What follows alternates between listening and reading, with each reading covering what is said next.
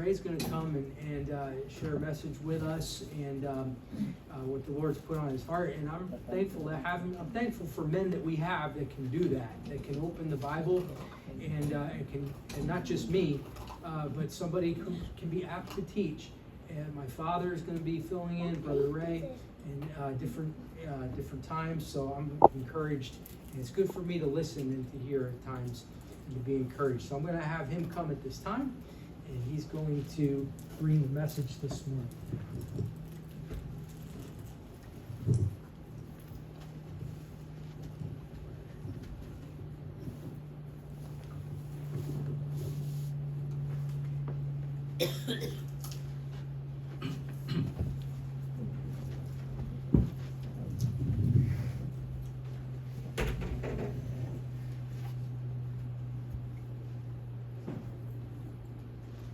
Good morning. Praises and thanksgiving be to God for giving me this privilege to bring His word this morning. And this is my first time to preach in pure English. In the Philippines, we used to preach in Tagalog English. And in our province, we used to preach in Hiliglis. Our dialect in Iloilo, the province in the Philippines, is Hiligaynon. But in our village, in Iloilo, we speak Kinaraya. So it's also Kinalis. But this time, I'm going to speak pure English for the benefit of everybody. So please bear with me. And I finished my Bachelor in Religious Education and Diploma in Bible at Doan Baptist Seminary.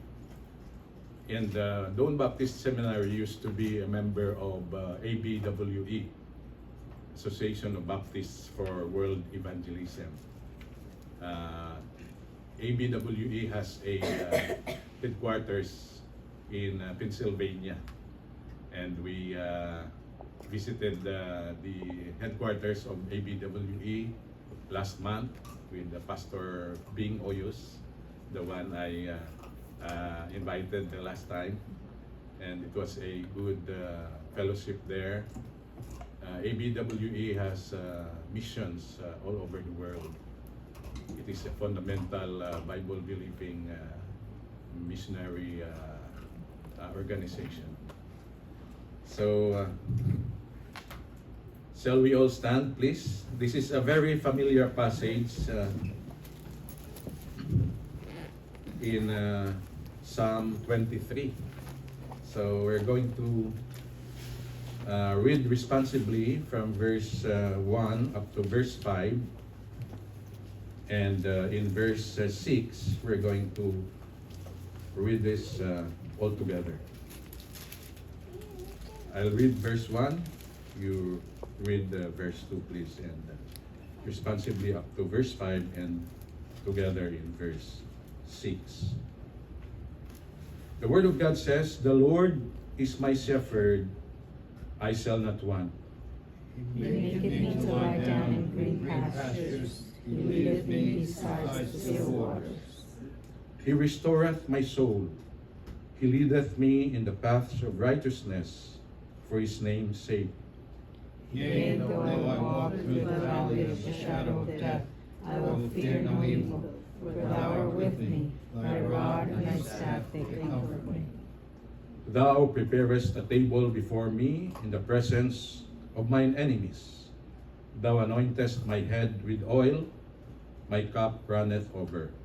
Surely goodness and mercy shall follow me all the days of my life, and I will dwell in the house of the Lord forever." Let us pray. Our most gracious God and loving Heavenly Father, we come before your holy throne of grace, love, and mercy this morning. with joy and thanksgiving in our hearts. We thank you, Father, for your word. We thank you that your word is the light in our path and the lamp in our feet. We thank you, Father, for the grace that you have given us this morning, that we could ponder upon your word. We could worship you in spirit and in truth. May you be alone, be seen in our midst this time. Hide your servant at the back of your cross, that you alone would be glorified and magnified in our midst. This is our prayer in Jesus' name. Amen.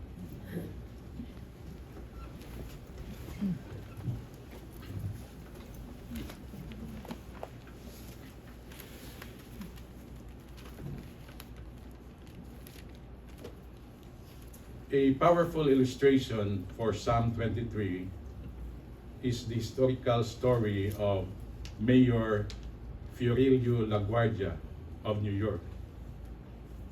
During the Great Depression, he took over a night court. I made some research about this night court. It was New York's night court.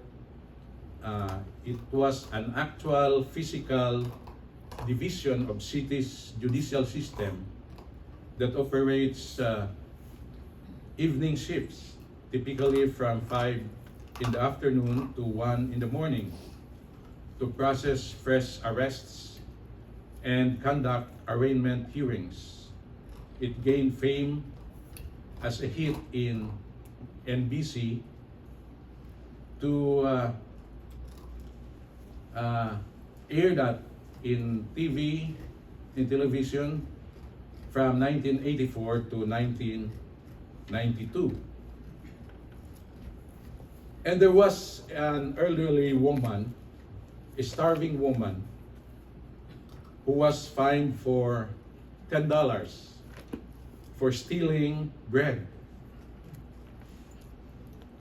But Mayor LaGuardia paid the fine himself and fined the courtroom spectators 50 cents each for living in a city where a grandmother had to steal to feed her family. This story perfectly illuminates Psalm 23, highlighting the transition from the shepherd's provision to the gracious host. Just as Mayor LaGuardia paid the fine and left the woman with money to spare, God does not merely meet our minimum needs.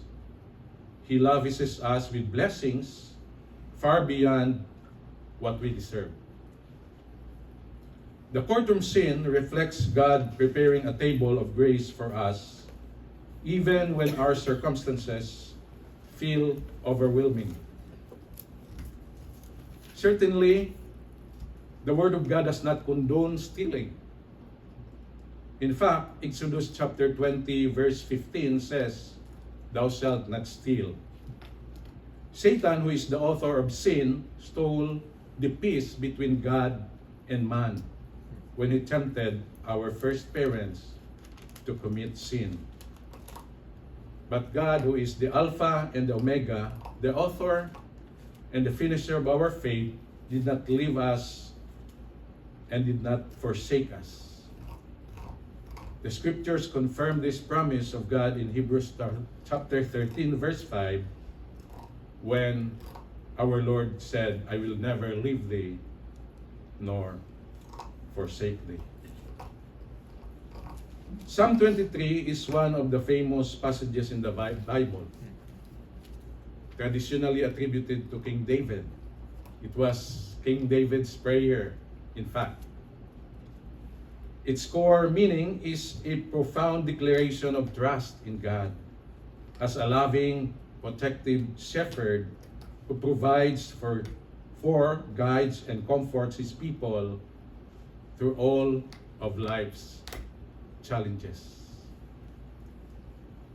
Day by day, we are confronted with so many challenges in life. And King David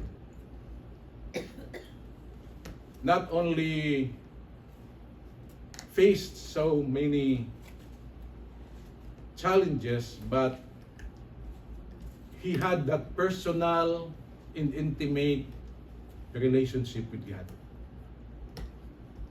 This prayer, I believe, of King David is not only for his purpose alone or for some pattern, but he prayed intimately to God as a person because of his relationship with the Lord.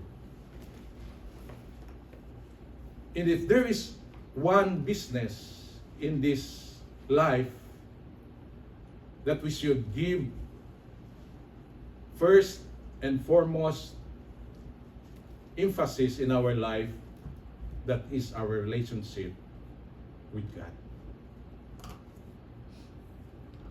Two schools of thought are being presented by many Bible scholars insofar as David's Psalm 23 is concerned. First,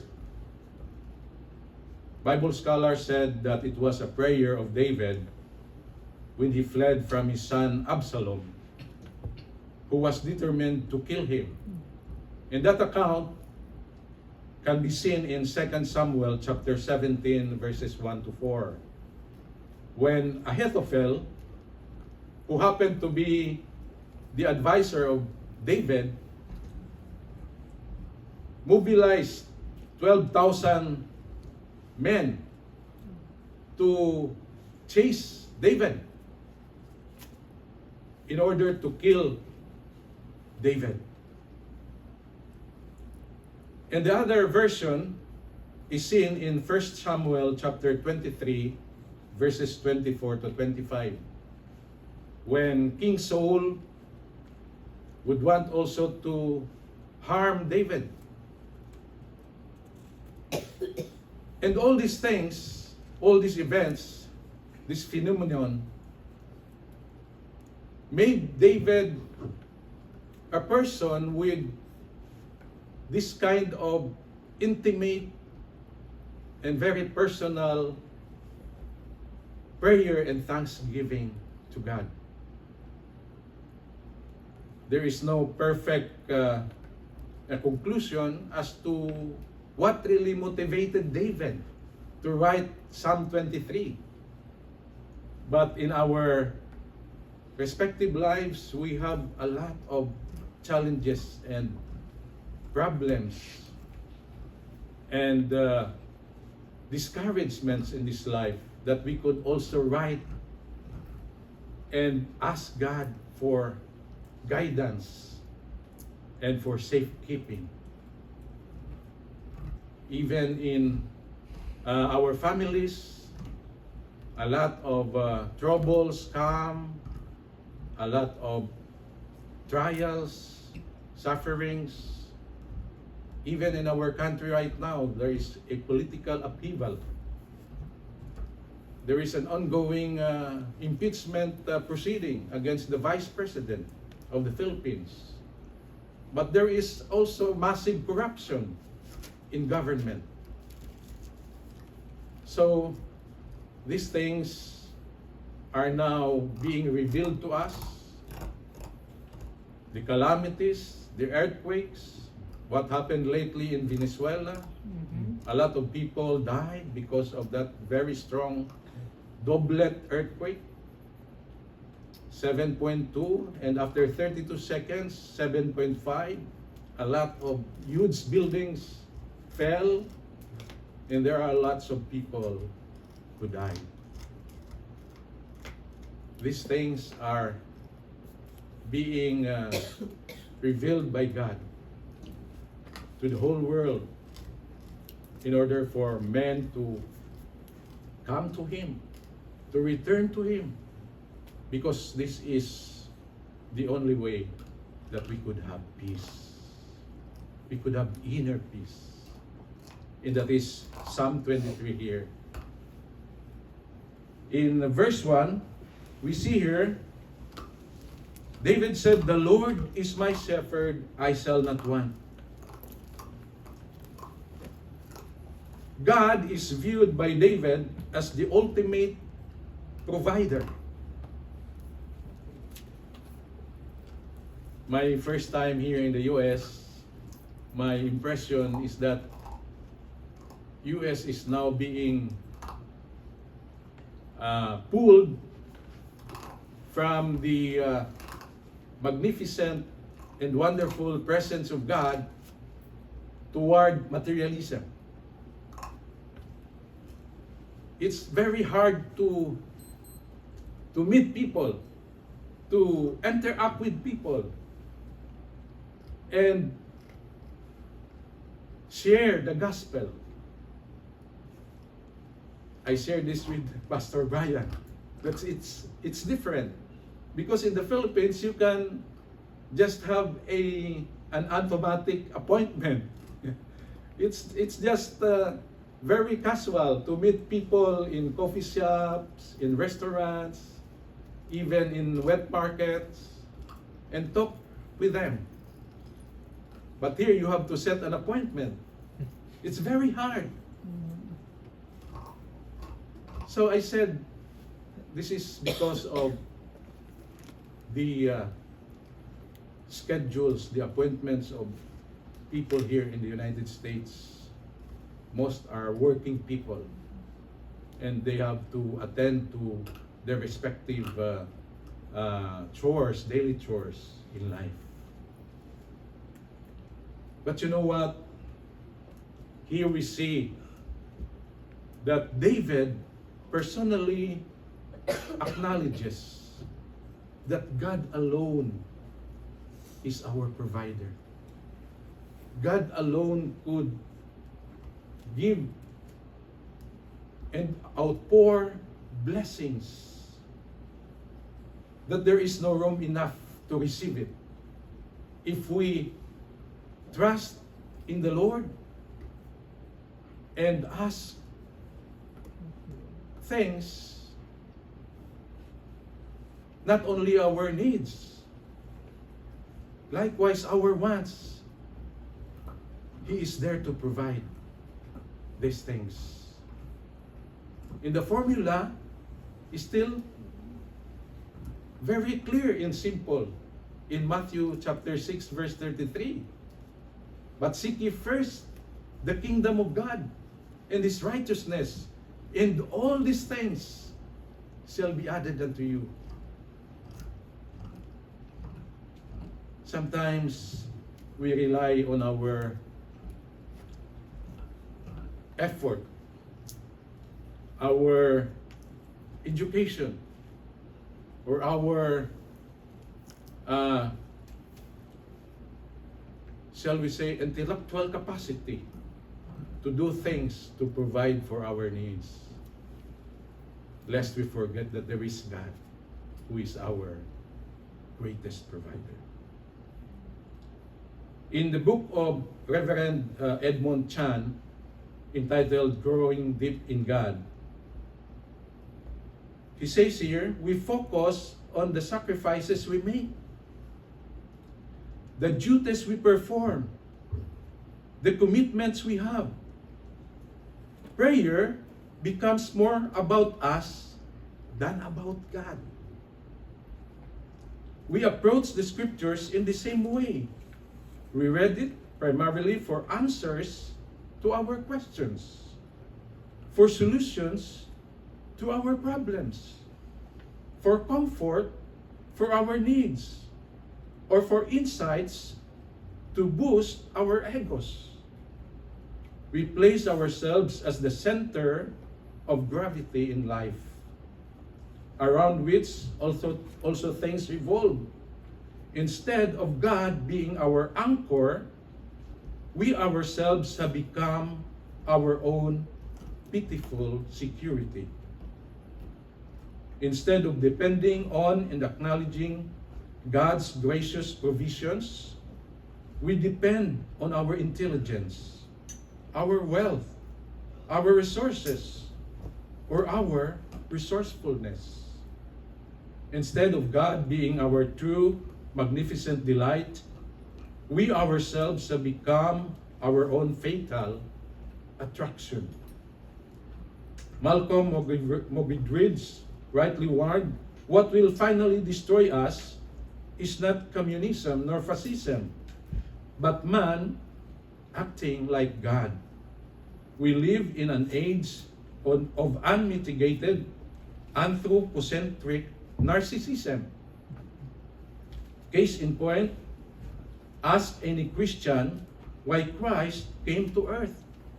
And the most common answer given is, He came to die on the cross for our sins. This is true, but inadequate. The fundamental problem with this answer is that it is too man-centered, as if the world revolves around us, too anthropocentric. While it is true that Christ came to earth to die for our sins, it is more significant to understand that Christ came first and foremost to glorify God, not to gratify man. Jesus declared conclusively, "My food is to do the will of Him who sent me and to accomplish His work." So David here is very personal in this prayer in Psalm 23. And it should also be personal to each and every one of us, to acknowledge that the Lord Himself is our great provider. I shall not want means the psalmist will not lack anything essential for his well-being. The Lord is there. We see here the abundance of God's provision. Verse 2, it says here, He maketh me to lie down in green pastures. He leadeth me beside the still waters. Sheep will only lie down if they are completely safe, fed, and free from fear. That is the behavior or character of a sheep. It becomes unruly when there is danger. But the sheep could lie down and sleep when there is absence of fear. When the sheep is being fed. When the sheep is having that satisfaction, that contentment. And we see in the book of the Apostle Paul in his letter to Philippi, he says there, in whatsoever state I am, therewith to be content. Our contentment is the Lord. He alone could give us real satisfaction in life. Still waters represent peaceful refreshment rather than turbulent, terrifying storms. There is that attitude of the sheep where it will never go to a turbulent water. And the shepherd would guide the sheep not to go there because the far of the sheep, when the sheep would go to a turbulent water, would absorb so much water and the sheep would eventually drown. And the shepherd is always there to guide the sheep. In verse 3, it says here, He restoreth my soul. He leadeth me in the paths of righteousness for His name's sake. When David committed sin with Bathsheba, David said, "Restore unto me the joy of thy salvation."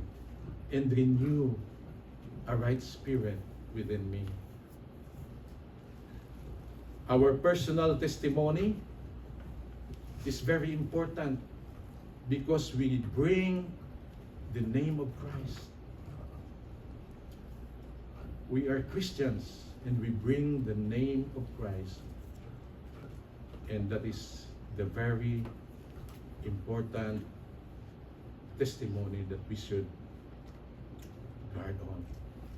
He says here, for my name's sake. Secondly, not only that the abundance of God's provision is seen here in Psalm 23, we also see here the assurance of God's protection. In verse 4, it says, Yea, though I walk through the valley of the shadow of death, I will fear no evil, for thou art with me. Thy rod and thy staff, they comfort me. It means that even in the darkest, most terrifying moments of life, there is no need to fear because God's presence is there to protect us. He is always there to protect us.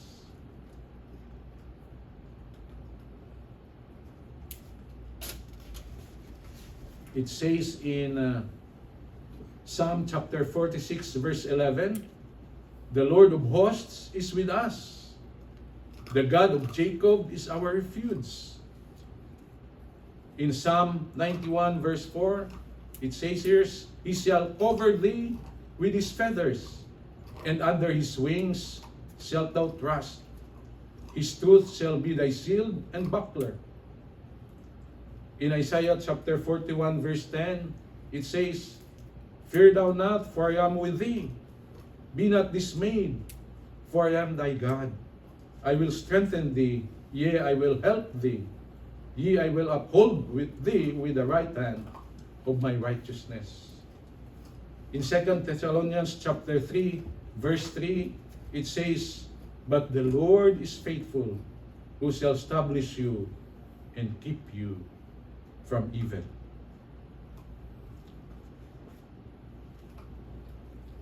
In verse 5, it says here, Thou preparest a table before me in the presence of mine enemies.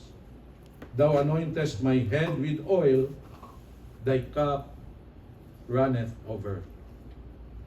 The rod is for our defense, and the staff for guiding us. They symbolize God's power and loving discipline. I had the privilege to be part of an evangelistic and medical mission in Central Philippines way back in 1996. That is in the province of Samar. Samar is like a state here in the U.S. And we went to 3 areas, Calbayog City, and then Oras, a town in Samar, Eastern Samar, and then Lawaan, Eastern Samar. There were 3 vehicles. We boarded in 3 vehicles, and in that places we gathered people. We had doctors, nurses with our team, and we win souls. We evangelized the area. And after the travel or the visit in those 3 areas, we were in a hurry to go home to Manila. And while we were approaching the port, because we have to take a boat going to Luzon, a big island in the Philippines. Samar belongs to Visayas. That morning, at about 9 o'clock, there was a spillage of oil in the middle of the road. And there was rain that morning. So our vehicle, it skid from the center of the road going to the side of the highway. And all three vehicles that we took hit each other. And one of the brethren, in the person of Mercy Ruiz, the twin sister of our missionary in Thailand, Faith Ruiz, also under the ABWE, her head hit the side of the pickup truck. She boarded with some of our companions, and she felt dizzy. But you know what? God delayed our trip going to Luzon or to Manila. And we stayed at the port for 2 nights and 1 day. The purpose of God, why we stayed in the port for that 2 nights and 1 day, is for us to evangelize the people in that area. Thousands of people at the port waiting for the boat going to the other island accepted the Lord Jesus Christ as their Lord and personal Savior. There is always a blessing. There is always a purpose why God sometimes delay our schedules, even in the presence of danger. His provision, He prepares a table before us, even in the presence of danger, even in the presence of whatever risk or condition or circumstances we have in our lives. You know what? God is always there. It says here, He anoints our head with oil. Anointing with oil was a symbol of hospitality, celebration, and blessing. An overflowing cup signifies abundant grace. God is always good. He is always there to protect us and to pour out blessings for as long as we do His will in our lives.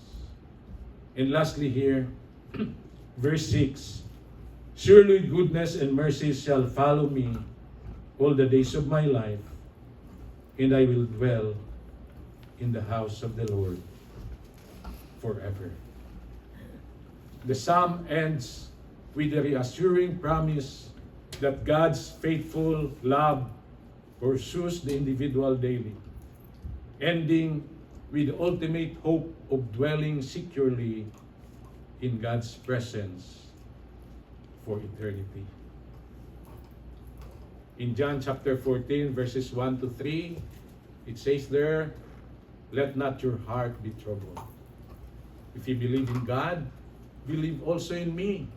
In my Father's house are many mansions. If it were not so, I would have told you, I go to prepare a place for you. And if I go and prepare a place for you, I will come again and receive you unto myself, that where I am, there ye may be also.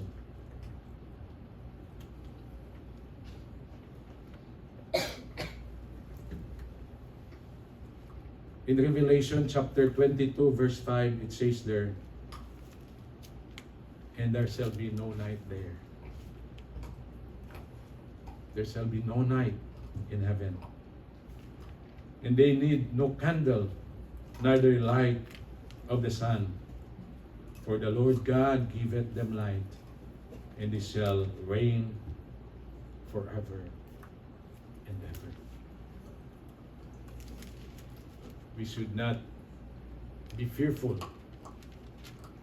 even in the midst of all these difficulties we are experiencing right now, because we shall reign with Christ forever and ever. He is a God waiting for every soul to come to Him. First, you have to acknowledge that you are a sinner. Repent of your sin.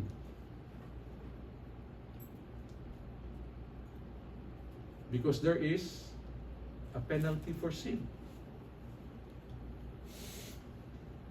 For all have sinned and fall short of the glory of God. For the wages of sin is death. It was Christ who took the penalty for our sin. But the gift of God is eternal life through Jesus Christ, our Lord. But God commended His love toward us, as in that while we were yet sinners, Christ died for the ungodly. Romans chapter 5, verse 8. So if you are here right now, and you still have no personal relationship with God, you have to consider that life is like a vapor. It appears for a little while and then vanishes away. And as it is appointed unto man once to die, and after that, the judgment. I would like to close this message with an illustration. Frederick Nolan, an early Christian and 16th century missionary, fled from persecution in North Africa.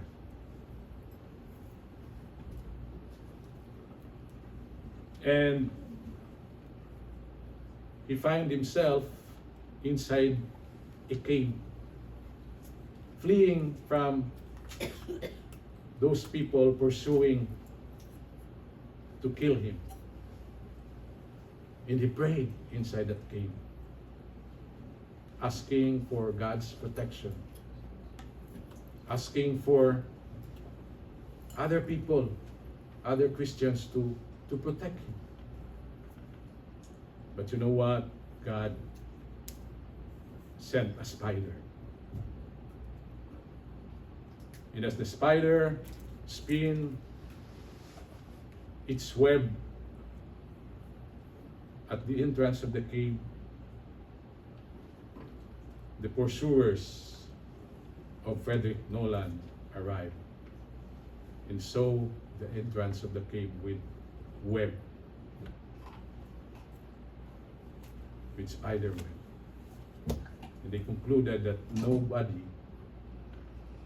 was inside that cave. And they left.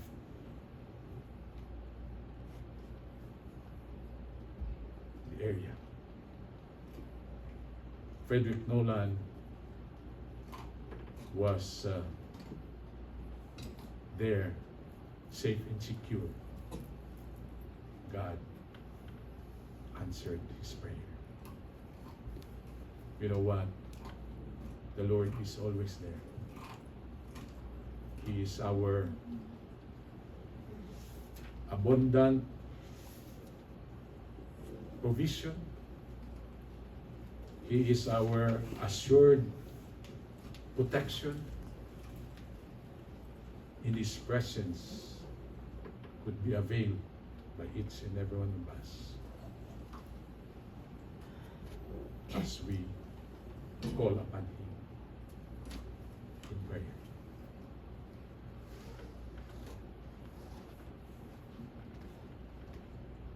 May God bless His word in our hearts. Let us pray. Father, we thank you for your message this morning. We thank you for giving us this privilege